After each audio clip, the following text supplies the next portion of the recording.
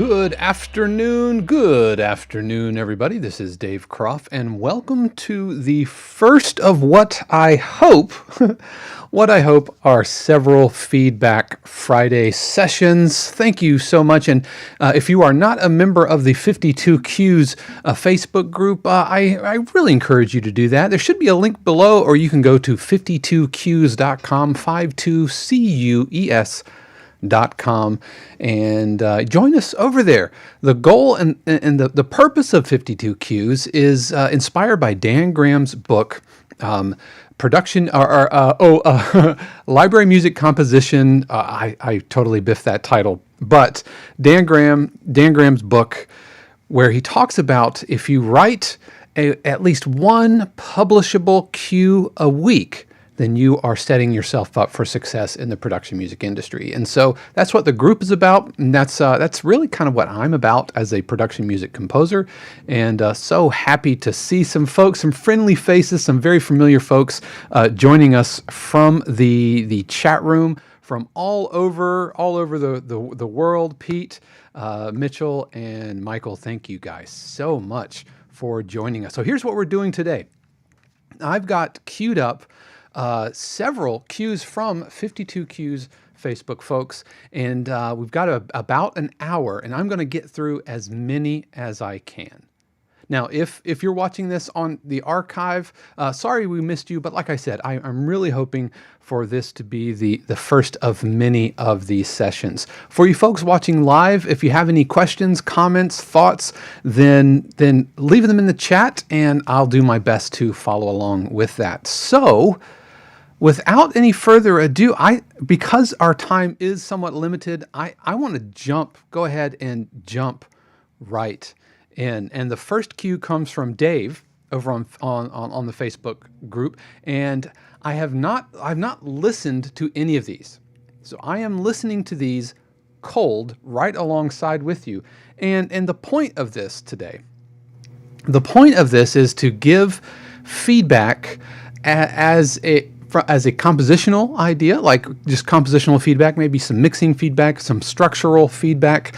I am not, the end all be all, and my feedback will represent my experience in the industry. And so I just thought, just to give some live feedback for you guys. But these are just one guy's opinion, and happy to have. We've got Wisconsin represented, we've got UK represented, and Michael. I know Michael is from Europe as well, and so all over the world. Really, really excited to have you guys on board.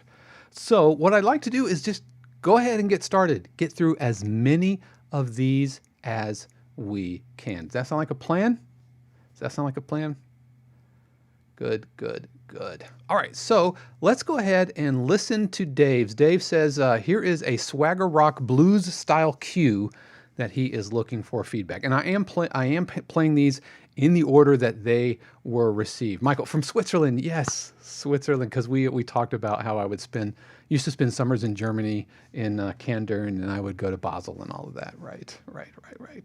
So man, so happy to have you guys on board. And it's the evening over there, maybe late night, I suppose. So thank you guys for staying up late on a Friday night. This is a fantastic way to spend your Friday night. So this is a Swagger Rock cue that Dave submitted, and so let's take a listen.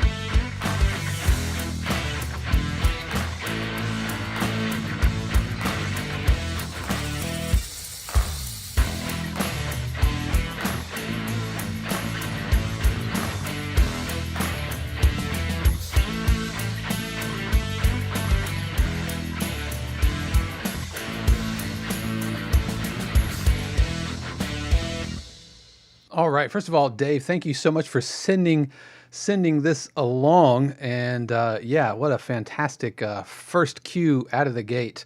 The drums sound or the guitars sound fantastic. These guitars sound really nice and wide. I would say that the drums, specifically the snare drum, sounds a little wimpy compared to how beefy everything else is. Yeah, the chat is saying that they can hear it placed on TV show Fast and Loud. Absolutely, I could hear it for like beer commercials.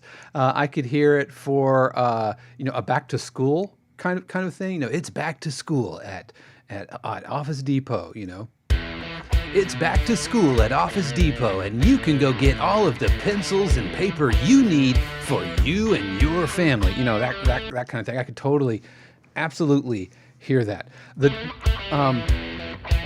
At first, I was like, "Oh, I'm not sure where this guitar is going. Feels a little mono."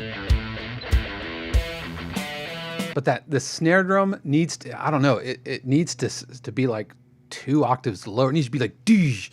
When I was playing drums, and I still play drums, but when I was teaching drums, I would talk about tuning snare drum based on the density or the tightness of the head.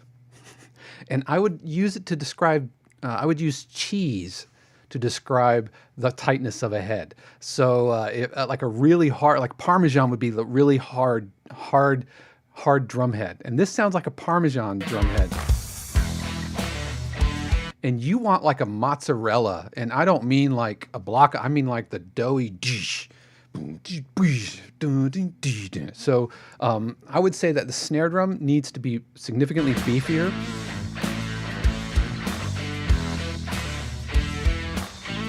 I like the kick. So that's the one thing I would say is the snare drum needs to be much beefier. The other thing I would say is that I feel like this cue has like an embarrassment of riches. Like there are so many cool ideas and riffs that you could probably take 2 or 3 out and put them in another cue. I felt like I felt like we were zinging off into other directions. Like the Shakers, I would pull them down in the mix, maybe drop them down an octave.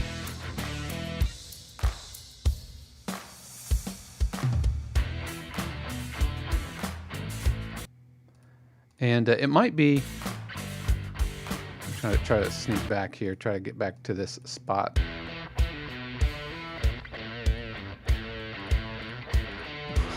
It's not really behaving.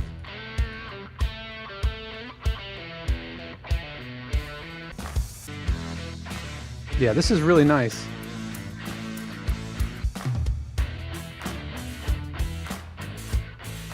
Yeah, I can see that the riff is there, the main riff is there, but it just doesn't have the chutzpah that we had at the beginning. And this is where we get a new idea. I'm not sure we need it.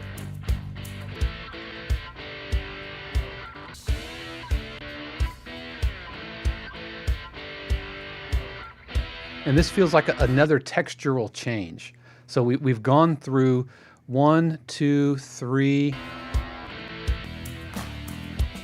Now we're on our 4th kind of textural idea. You know what I mean? Just the overall, just the way that the cue sounds.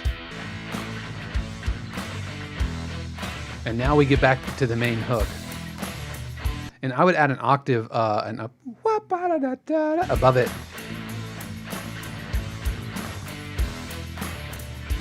And then finally make sure that your audio tail rings out to the end.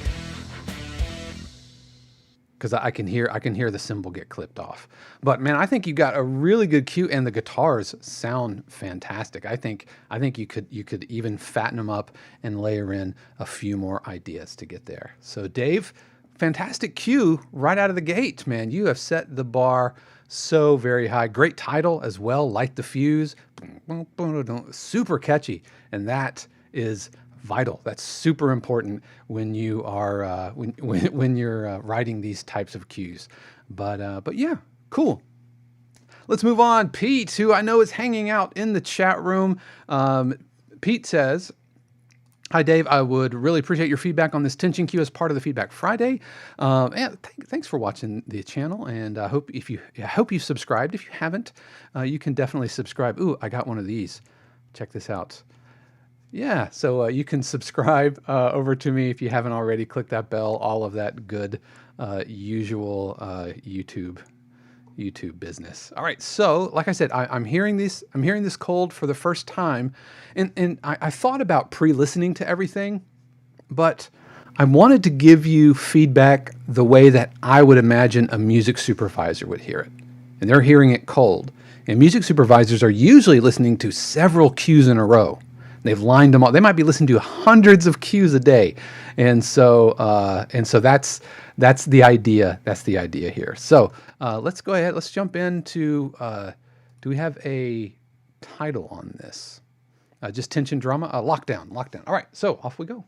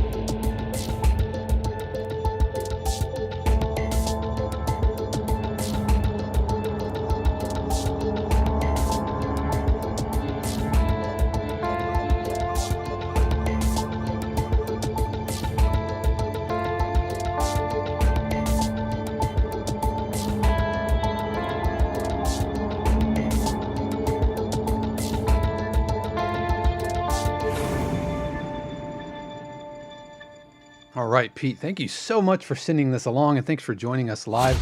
Fantastic cue, super creepy picture. That's something that I do. I usually go like on iStock or Unsplash and find a picture to kind of capture the vibe and essence. And also, man, cool giving a credit to the photographer. Nicely done. That's a class act right there. I really enjoyed this. And really good sounds, and anything that's getting my head bobbing, my head nod going, that's usually a good sign. This giggle, it felt a little too much out of the gate. I think we could have probably eased into it a little bit, and maybe a filter sweep. So so that the frequency, it was almost too much high end kind of out of the gate, and also some pitch bending could be cool.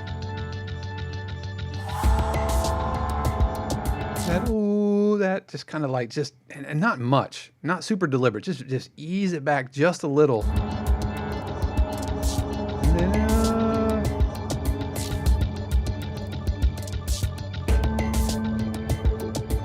Yeah, it feels as far as the EQ goes, it feels like it might be a little bright. All those little things. I feel like we might have too many clicky type elements, and I don't mean rhythmically clicky. I just mean EQ wise. There might be too much, and it's a real challenge because you want enough to where it feels like a full mix, but you don't want so much that starts stepping on dialogue, and that can be a real challenge.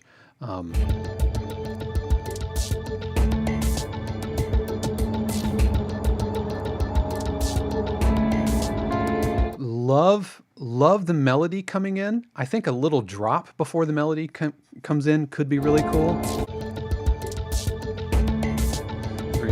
4, 1, 2, 3, shot, don't, like just a little brief little cliffhanger moments. That is something that's not necessarily required, although I do know of some libraries, and I work with a library who requires an editable moment in each cue. Usually, at some point in the cue, everything kind of has to come full stop, and you can do that as a cliffhanger, like you hear kind of in trailers and that kind of thing. But I feel like the introduction of the melody isn't really kind of met with much anticipation. It's there, and then I only realize after I heard the melody come in, I'm like, man, let's do something to really help announce that melody is coming. So a little riser, maybe a little vacuum, and then boom, boom. Fantastic melody. I think you could even throw a little bit more delay. Nice swooping and stuff kind of going up into the background.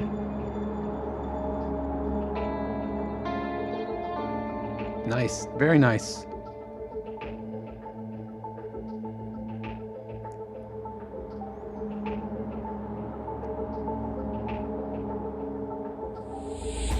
Nice. I like that little sweep into that whoosh. 1, 2, 3, 4. See, I wanted the melody right there. Yeah, the melody seems like it comes out, and it might be, and I might be mishearing the phrasing, because when I hear this, 2, 3, 4, 2, 3, 4, I want bum bum bum, but I might just be mishearing it. So it feels like a 5-bar phrase, which feels a little off. Nice 4-bar chunks, very predictable form. We want to make the editor's job really easy. And line up that last whoosh.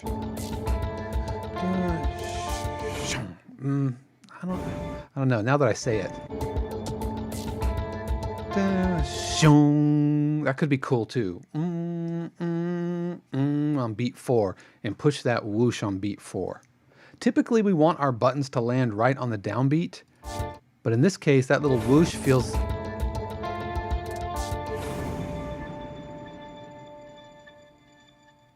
Yeah, just something to consider. But I really dug this, and Lockdown. One word title. One word titles can be tough. I try to go 2 to 5 words with titles, with 3 to 5 being kind of the magic. Only because if you're dealing with a library that has tens of thousands of cues in their library, then you might not be able to keep that title, and they might retitle it for you.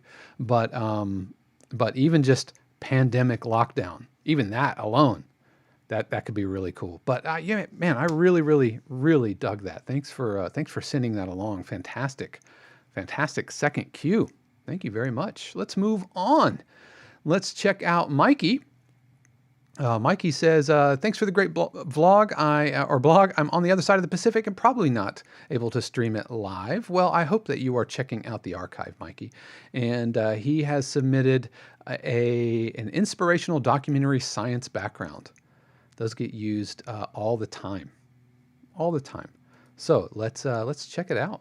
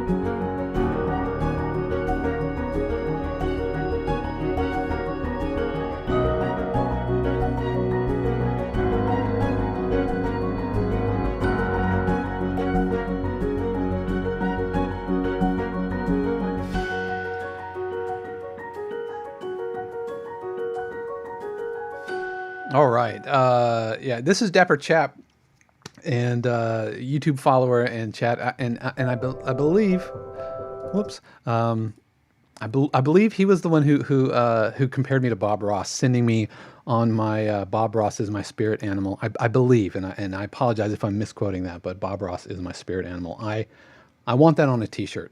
Bob Ross is my spirit animal.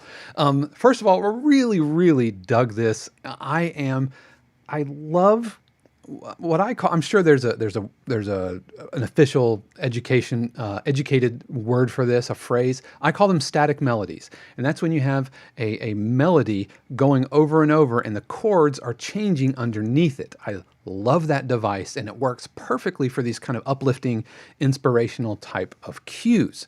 And he executes it perfectly. I'm a little worried about the mix. It feels really ganged up in the mids. And I think we could deal with some separation. Like when that piano comes in, it doesn't really, it feels like it's all kind of dark, a little muddy. I think some going in there with the EQs and some complementary EQ curves and making sure that kind of everybody's moved out of the way and getting their space. I think that would be really helpful. This is exactly what I was talking about, Pete, this editable moment. And this is exactly what it looks like. And you can just look at the waveform. And remember, when editors are looking at or they're listening to cues, they're not like popping in CDs or dropping a needle on a record. They're looking at a waveform. And that is how an editor, like when they drop it into Premiere or Final Cut or whatever, and they can go, ooh, there's an edit point right there. And so your waveform, just the way the waveform looks can be enough to give it an edge. Now, I'm not saying that every single cue has to have this little editable moment, but I love that it's there. Okay, so again, I really like this static melody idea and the chords changing underneath it. And what really works is going from the 1 to the 6 to the 4 or 1, 4, 6, because they all have so many common chord tones in common. That was redundant, but they share a lot of chord tones. So what is the 1 of the 1 chord becomes the 3 of the 6 chord and the 5 of the 4 chord. And so you can keep a little static melody going and then just move the chord by descending mediant movement. If you want to get all theory nerd, that's descending mediant movement by a third. And it really, really works well. So it really works well. If I had to say anything, 2 main takeaways. I know it's 2.5 minutes, which isn't a long time, but I was kind of over the motif by around 2 minutes. I think we could probably shave a little bit of time off of this and have a little bit more, just a little tighter arrangement. So that's the first takeaway. I think we could kind of truncate things a little bit, especially since we have that static melody, which doesn't have, I mean, if we're being honest, it's not a terribly original chord progression, but you know what? It doesn't have to be. It doesn't have to be. As a matter of fact, the more big and distracting it is, then the more it could interfere with the scene. And so it's not a new chord progression, which is great, but when you're hearing it for so long, it starts to become repetitive. And as soon as it starts to become repetitive, then we run the risk of it being boring. Now, I'm not calling your cue boring. I'm just saying that I feel like it's about 20 to 30 seconds too long. That is also being exacerbated by the fact that our melody, our main little hook, never goes away. I mean, it's the whole way through. And it's a static melody, and we hear it for 2.5 minutes straight, and eventually it starts to feel like I don't know, just like kind of like, oh, there it is again, like hearing if you hear a squeak in the house or something. It sounds like I'm bagging on you. I'm really, really not. So the way to combat that, way number 1, tighten up your arrangement. Way number 2 is to stop playing the melody, your main motif, put it on the shelf, and walk away from it for 2, 3, if you can get away with it. With this arrangement at this length, you can get away with dropping your main hook for 4 phrases. I would say at least 2 phrases. And this accomplishes 2 things. The first thing it does is it gives your audience a break from the hook. So it will sound fresh when you cycle back to it later. Hopefully at a really poignant, powerful moment. And then you can bring it back right there. The other thing it does is it allows something else to become a primary figure. And you have some really cool string programming. That's so cool and so up my alley as a percussionist. I love syncopation. Really, really dig it. But it's really interesting, and if you drop your hook for a few phrases, then that thing becomes the star of the show of your B section. And so you have your A section, and then you let it go, and you bring a B section, a new counter melody, and then at the end, you bring it all together. So your form ends up being A, B, and then A plus B. So I would actually do both. I would trim at least 1, maybe 2 phrases off of this just to tighten up the arrangement and give your audience a break from the melody here in the middle. That's what I would do to arrange that. But otherwise, really solid job.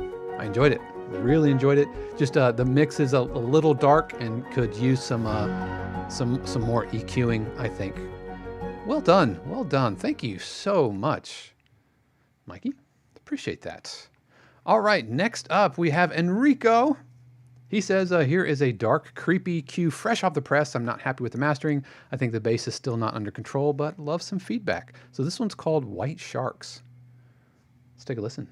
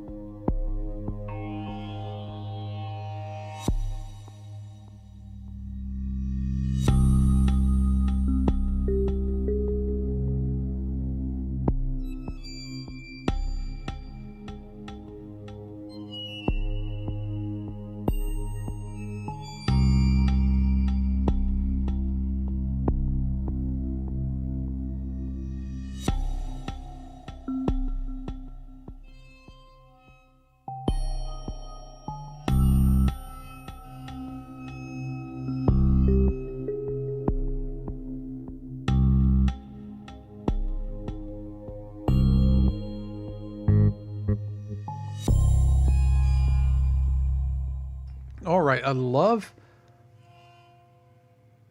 love the sound design elements of that. It's I think it's too long, and I feel like there's not enough development kind of happening. And I know you've already talked about the mixing and the mastering. Super spiky. There was a click right at the beginning, like at the top. You can hear there's a little click in the mix. Now this could be SoundCloud. SoundCloud can be little funky sometimes.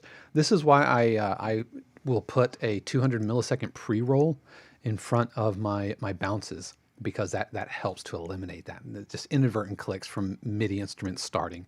Especially, who's a chief offender of this is a freaking Omnisphere. Love Omnisphere. Dear Lord, do I love Omnisphere, but man, it can get clicky sometimes, especially if you start pinging out your CPU. So it feels a little long. That was the first thing that came to mind. There's an element that came in at the end. Here we are, we're 2.5 minutes into it. And then I hear this really kind of this bass note that hit. I liked it, but then it had this really abrupt ending, right? Everything else is super reverby and flowy. But that bass comes in and just kind of starts and stops. So that release tail, I would clean that up. And you had a little vibraphone melody or something, bell tone melody. I loved. I think we can get to that like 10 or 15 seconds earlier, right? I think we're taking way too long to kind of tell the story. The vast majority of production music cues are between a minute and a half and 2 minutes, maybe 2.5 minutes. But around 2 minutes is kind of the gold standard. And if you have a cue like this, which is unapologetically slowly evolving, which is great, but 3 minutes of that and it starts to become like it's tough to feel like there's any development. And so we have to be a lot more subtle with it. So I felt like we could have brought the melody in much earlier.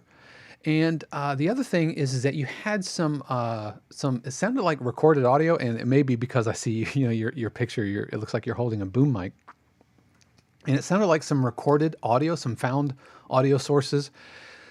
And we have to be really careful as composers when we're using those things, because we can't have anything in our cues that sounds diegetic.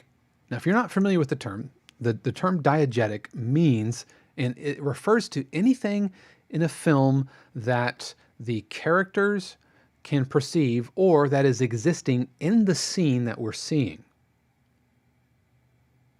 And as composers, we can't, or we have to be really careful not to put anything in our music that sounds diegetic, if that makes sense.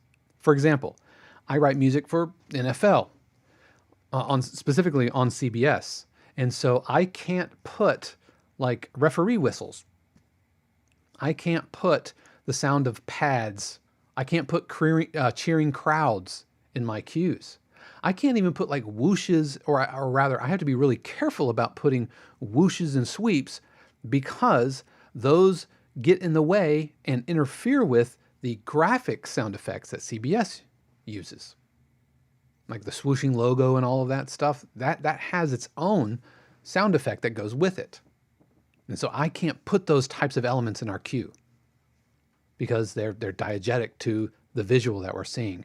And so what does that have to do with your cue? These found sounds sound diegetic. It sounds like a creaking door or a creaking gate, which might be exactly what it is. But it doesn't sound, it's not been mangled, or it's not been used rhythmically or purposefully enough to where it sounds intentional. Let me see how I can explain this.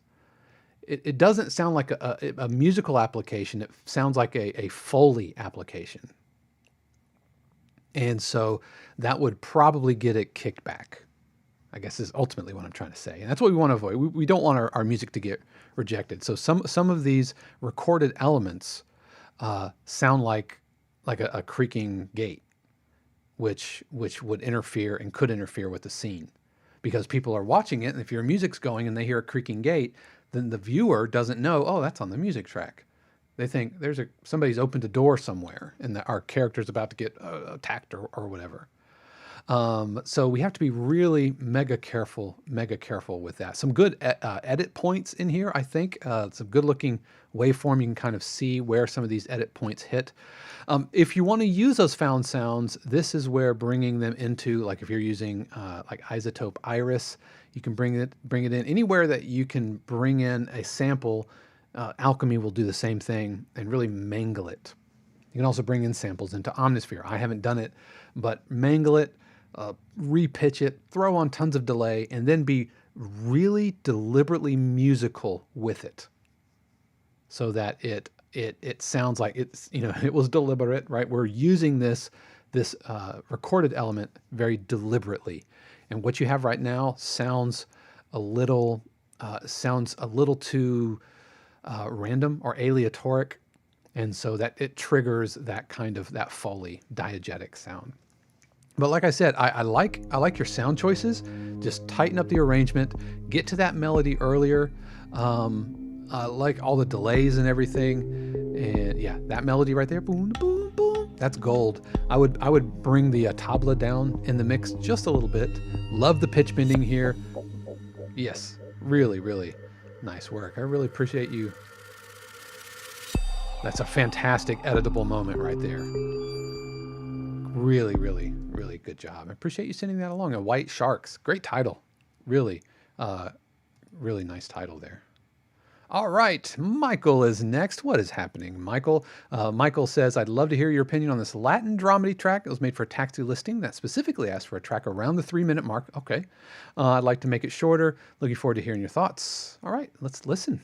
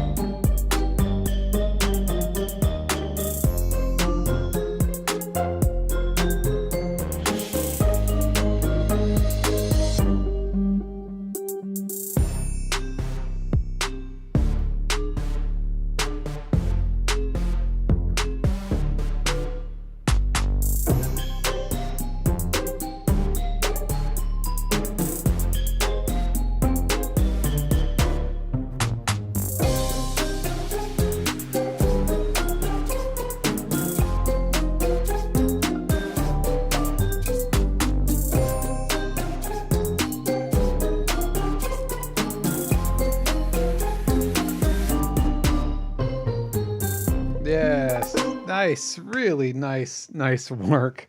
Yeah, quirkiness. Pete says, I like quirkiness, if that's a word. That is totally a word. And really, really, really enjoyed that. Anything that, like gets my head nod, makes me smile, really, really good. Couple of things. Really, again, really, really like this, man. It's really fun, and I can totally see it working. I think form-wise, especially since they wanted a 3-minute cue, I think you did a really good job. And kind of going back and forth between a couple of different song sections, I think that's the way to do it. When you have to fill out 3 minutes, you really have to start bringing new harmony to the table, because if you're just sticking on one chord progression, that's going to really get played out by the time you get much past 2 minutes. A couple of things. First of all, Latin percussion, and forgive me if you know all about Latin percussion and everything. So please don't misunderstand me. I'm not trying to sound patronizing or whatever. But the Latin percussion was a little too kind of sporadic, and most Latin percussion is kind of like a wind it up and let it go. And so I think that the Latin percussion could have been significantly more consistent throughout. So when you have a conga pattern, boop, boop, do that for a phrase, then another layer on top of it. And so that guiro,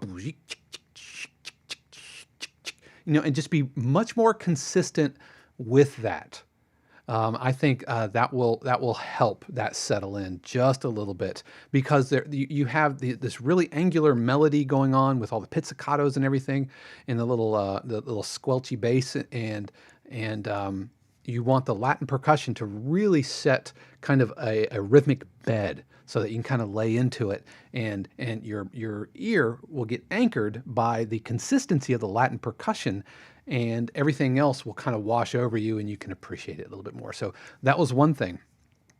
And I think a vibroslap would have been cool to hear for an accent, and I kept wanting to hear a flexitone. That's like it's a little like strip of metal with a mallet on it. It's like, I'm not even sure if Logic has a flexitone sample, but I think that would have been really cool.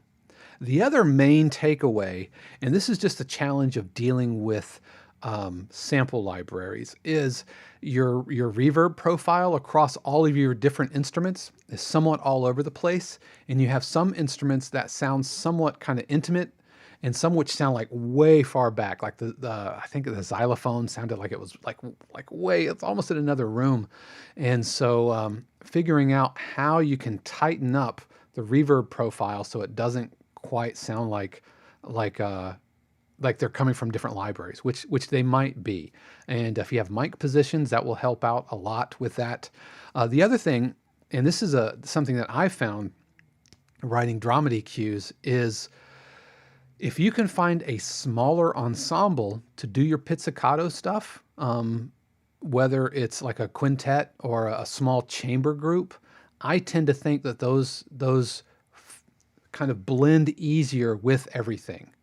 Because when you bring your typical pizzicato patch from your typical music library or a sample library, it's a 60-piece orchestra or whatever. So you have an entire string section, especially if it's an ensemble patch, not like BBCSO where you can kind of separate your violin 1 and violin 2, but like Symphobia, which everybody knows I love. If you watch this channel, I'm all about the Project Sam Symphobia, but it's an ensemble patch. And so when I hit, middle C, that's probably, 20 or 30 players just all going plink all together. And so it sounds bigger. Like it sounds like you hired a big orchestra to show up for your cue. And Michael says that was Albion 1. Absolutely. Yep. Albion 1 is a giant orchestra, and they are unapologetically a giant orchestra. But if you can find a chamber sound, like the vibraphones sound nice, kind of, they're close, the claps sound really close.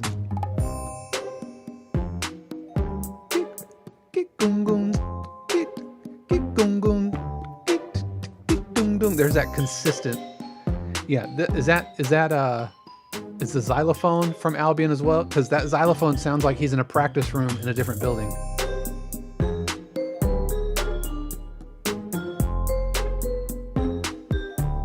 And so And so the reason this is a big deal is not just because you want it to all sound like it's, you don't want it to sound like it's all in the same reverb, but with dramedy cues, it's like intimate and quirky. And so having these big orchestras betrays that. And it's not like a music supervisor will listen and says, these have different reverb convolutions, and that's why I don't like it. They're just like, nah, it's just something's not quite right. Michael says that the xylophone might be east-west. See if you have a different mic position. A close mic position will help that. I tend to do a lot of close miking, and then I will use the same reverb. It's one of the reasons I like east-west spaces too, which I talk about on my stream and everything, because I have different reverb profiles across the orchestra. So I have reverb profile for the brass and the woodwinds and the low strings and high strings and percussion and harp. And so they're all from the same room, and so it sounds natural. But the reverb coming from upstage is different. That impulse recording is different than downstage near the conductor. But yeah, the last thing I'll say is at the end we brought in this synth sound, which I didn't like. I liked the sound itself, but I felt it was a little too kind of sounds like, oh, what's the name, like the Hoover type, really distorted, synthy, not distorted, detuned synth. And so wasn't a fan of that sound. And I would shorten your bass notes, like really nice and tight. That way it can get out of the way of all of the other moving parts. But really nice job. I really super enjoyed that. Good job, man. Good job. All right, let's move on to Ralph. I can go up till about 4:15 or 5:15 at the latest, and so I'm just gonna keep going, trying to give about 10 minutes per if we can. So this is Ralph. This is called Easy Living. Nice guitar. That's a nice guitar. All right, so this is a happy clappy instrumental cue from Ralph. Off we go.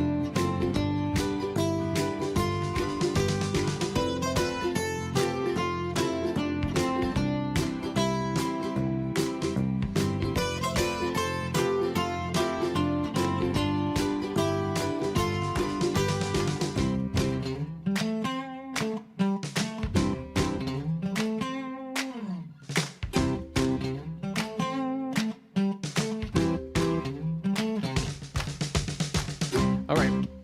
Why you waited until 2 minutes into the cue to bring in what is arguably like one of the hippest parts of the cue? That's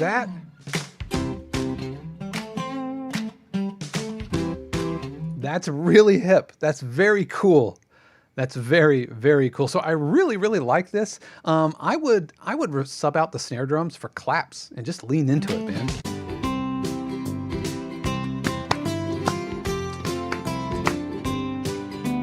Love the harmonized melody. Love the harmonized melody. There's a note choice in here that I wasn't sure about.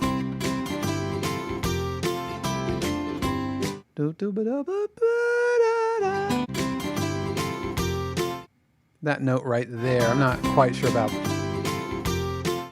Maybe I don't know why. It's might be just one of those things that that it wasn't what I was musically expecting, and so it took a while to kind of settle in.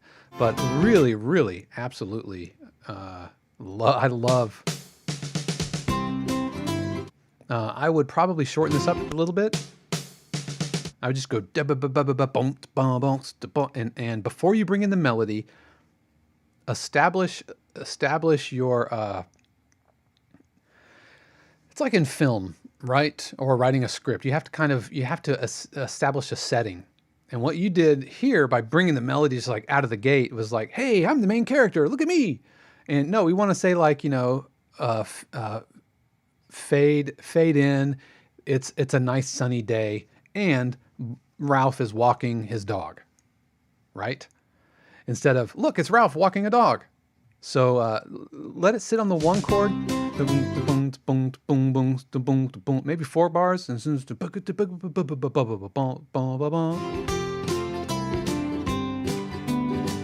really, really nice melody. I felt like it might be able to use a little reverb. It felt a little dry, and remember, reverb is kind of like drop shadow, like in Photoshop, right? The more reverb it is the more it kind of blends into the background. Too much and it just kind of washes, but not enough, and it's like you can hear the hard edges of it.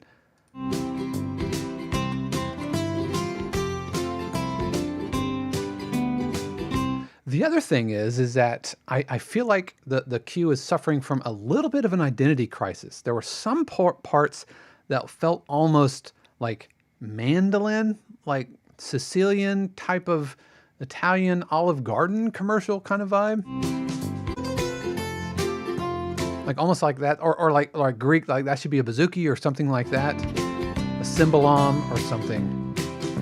But then by the time we do that, and it's kind of straddling this line, and I think it does it pretty effectively. But by the time we get to here, this is not only is it like the last 2 minutes of the cue, so by this time, you have well established what this cue is about, and we take like a hard right turn into something else that I think is really cool. But if we're going to bring this type of language into the cue, we need to hint it much earlier. I would do it as a B section breakdown. Boom, boom, boom, boom, boom, boom, boom, boom, and then kind of lean into that bluesiness a little bit, because that sounds fantastic.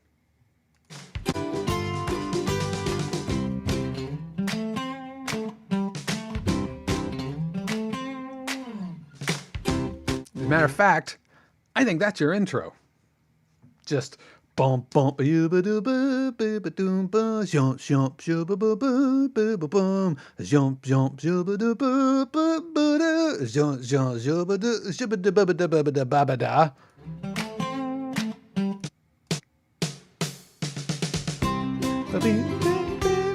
but you got to make your melody bluesier. I think this is the gold that you need to mine from that cue, because that's fantastic. Michael says I'd take it out and make another cue. Yes, that would be my second advice. Leave this into its kind of quasi happy clappy Greek bouzouki land, mandolin territory, Olive Garden commercial. Pull this blues lick thing out and do something else with it, because it's a hard right turn, and it doesn't make much musical sense.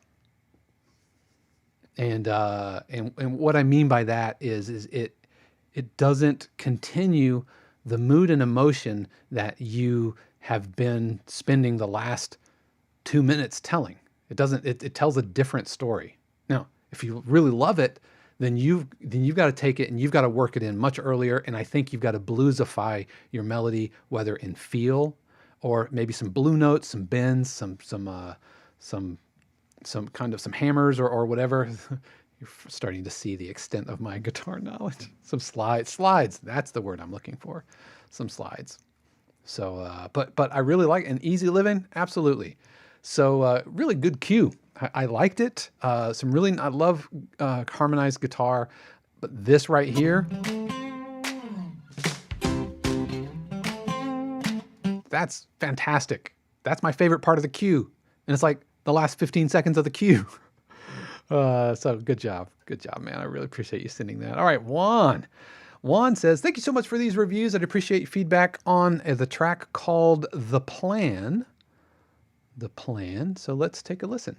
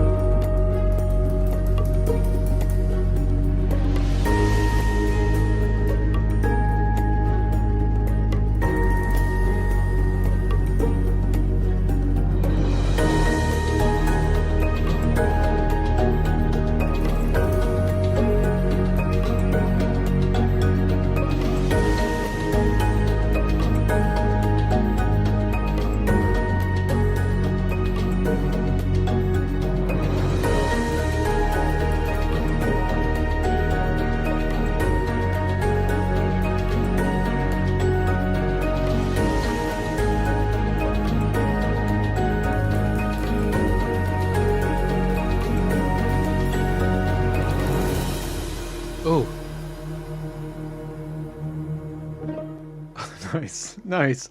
All right, really good job. This has like Thomas Newman vibes all over it, and it's my hero, Thomas Newman. Really enjoyed this. I would say it took too long to get going. If you're thinking, and I see in your description here, kind of thinking like theme song.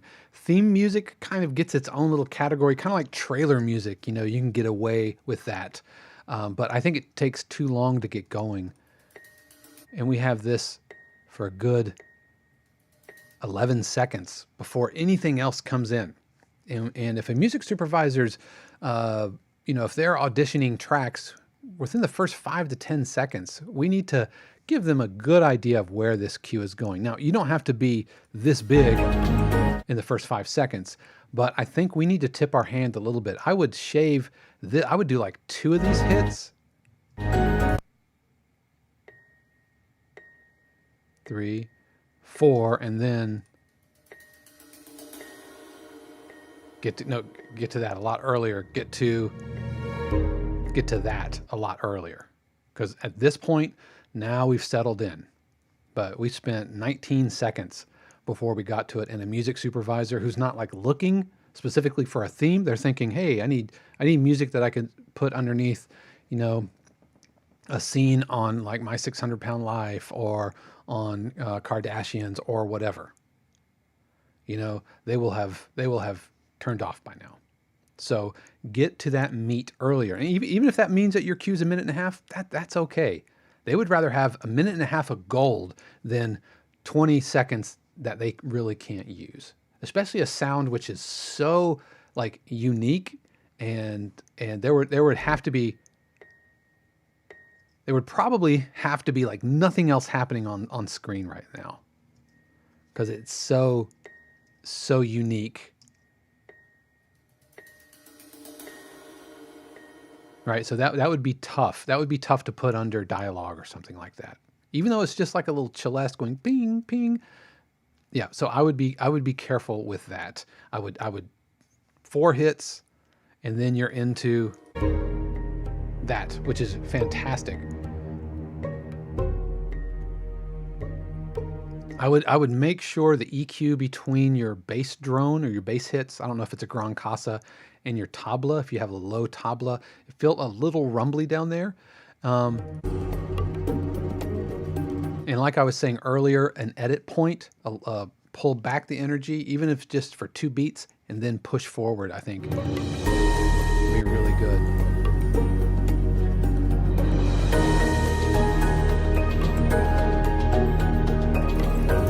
Really, really like all of this. We've got some, sounds like some Tycho rims as well as the tabla, and I worry that they run the risk of sounding they're rhythmically kind of clattery, and I don't think you're going for clattery.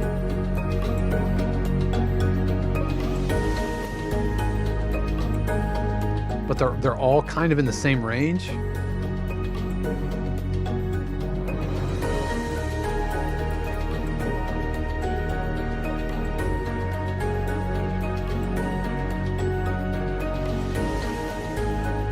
And we have this static melody idea again, which works so well. You take a melody, you wind it up, it works under one chord, and then you put a different chord underneath it. And the what ends up happening, the kind of the musical phenomenon is that what was a chord tone in the melody, what were chord tones under this chord are now non-chord tones in the next chord, and vice versa. And so that's why your ear almost perceives it as a different melody, but it's the same melody, just under different progression, different harmony. It's almost like an aural illusion. Yeah, too many kind of clicky ticky things, I think, kind of competing for attention. And hit that button right here, man. 2, 3, 4, boom. Yeah, I would probably ditch that too, and that's one of those things that artistically makes sense, and I like it, but if they're fading to commercial, like right, they want a big solid, and then kind of fade to black, and this would step on that dip to black. So I would be really careful with that. But I really dug this, and I love me the Thomas Newman vibe, and Thomas Newman has so many different facets. Like last night during the live stream, I was writing this marimba bass thing, which was very heavily borrowed from like the American Beauty sound. But this is feeling more like I'm gonna forget, Marigold Hotel. That doesn't sound right. But yeah, those two movies.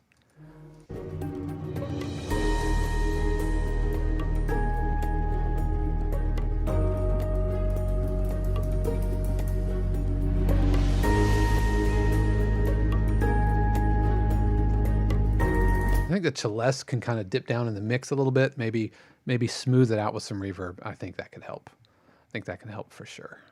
All right, and I'm not sure about the title, The Plan. That doesn't really do it for me. I think another title. See if I can.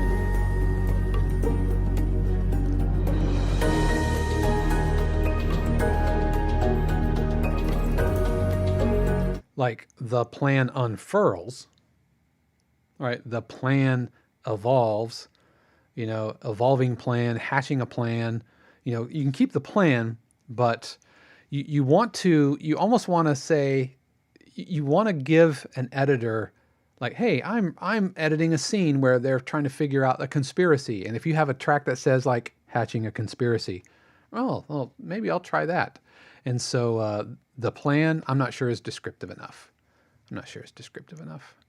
All right, I think we have time for one more. And so I really apologize, couple of folks there at the bottom. I'm going to queue you up for next time. Like I said, I have to be done. I've got company coming over, buddy that I've not seen in several years, back in my old Memphis days.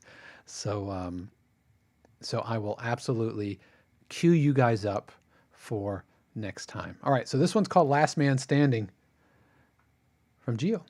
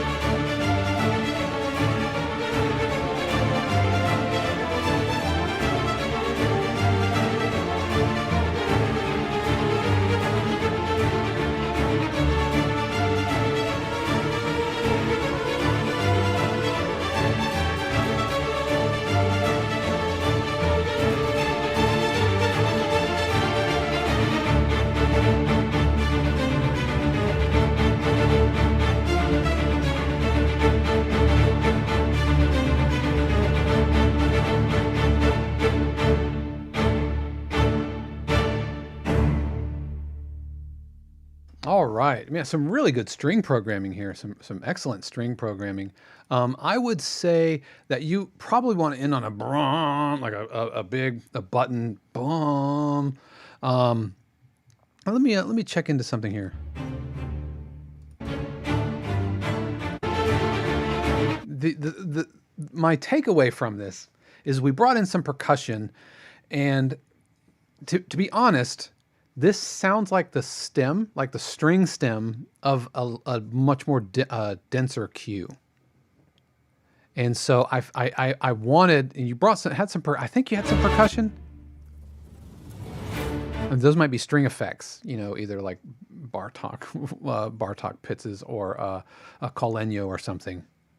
But I felt like I wanted some percussion, and we had some horns in there too. And it feels like it's missing some percussion, and that's what I really wanted to hear.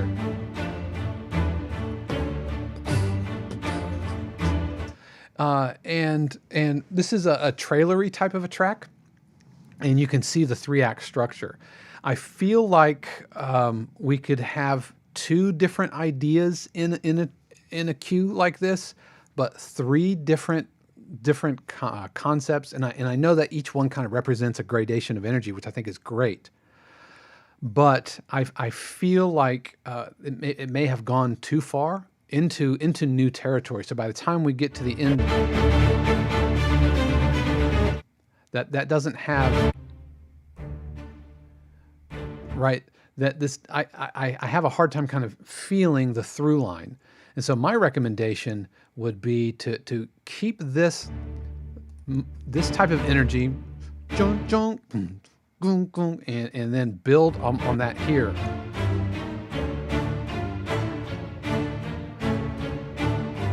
So we go from really to this upbeat energy, and then from here we go into triplets, which is cool.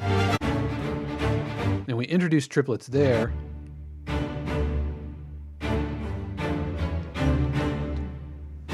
And so again, really excellent string programming.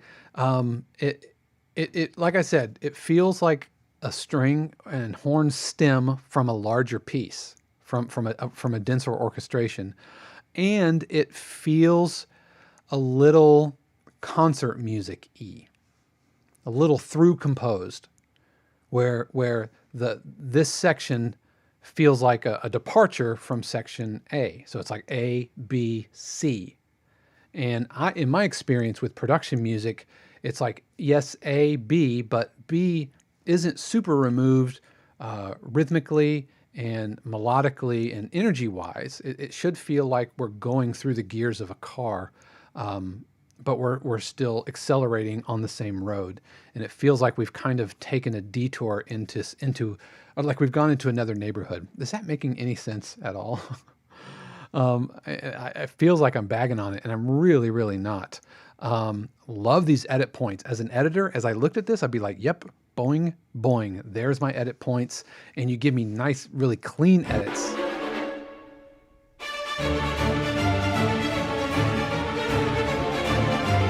And so my recommendation of how I would solve this, if you have that doomy da bubbity beebity da bubbity beebity beebity beebity bop, right? I would start hinting at that significantly earlier. So at the minute and a half mark, didn't feel like a departure, like we've stumbled into a different cue. Because it feels like we have three separate cues strung together in the same key. And so you have to seed these musical motifs. You have to seed these concepts earlier in the cue, so it makes more sense. If that helps. Is Gio, are you in the chat? Alex asked, what samples were used for the strings? I'm not sure. They're pretty wet.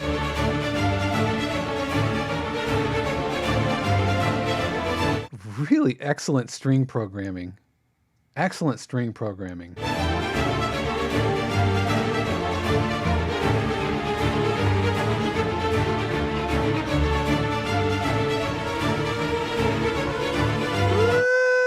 Like, I love all of that inner and really, really excellent job.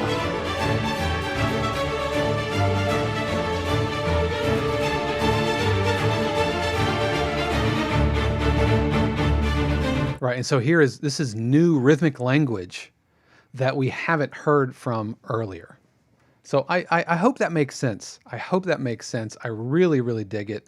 And Last Man Standing, yeah. I have a cue called Last Man Standing, but it's a totally different type of cue. It's a hip hop, big epic hip hop cue, but really, really, really fantastic job. Well, guys, I appreciate you hanging out with me. I'm sorry we weren't able to get the last couple. We will absolutely get to those in the future, and I'll make sure not to ask company to come over right after. I was like, hey, 5:30, that'll be soon. That'll be enough time.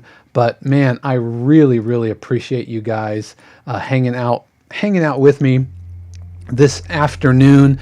I hope you have a stellar week. We're absolutely going to be doing this again. I've also got some really other cool things kind of on deck. Maybe sometime in the early summer.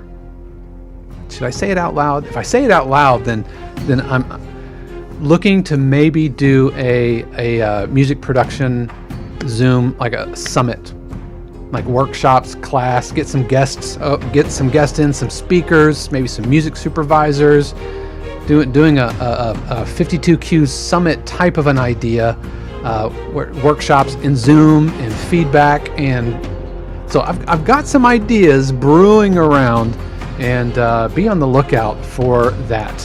Hey, if you haven't already, please make sure to smash that subscribe and all of that stuff. Thank you guys so much for hanging out with me today. I hope you have an amazing weekend, and I hope that you are feeling productive here in 2021. I know I'm feeling good. I'm feeling great. Loving the vlog, even when it turns into therapy. But yeah, so be on the lookout. Lots more to come, guys. Thank you for hanging out with me. Until next time. Peace.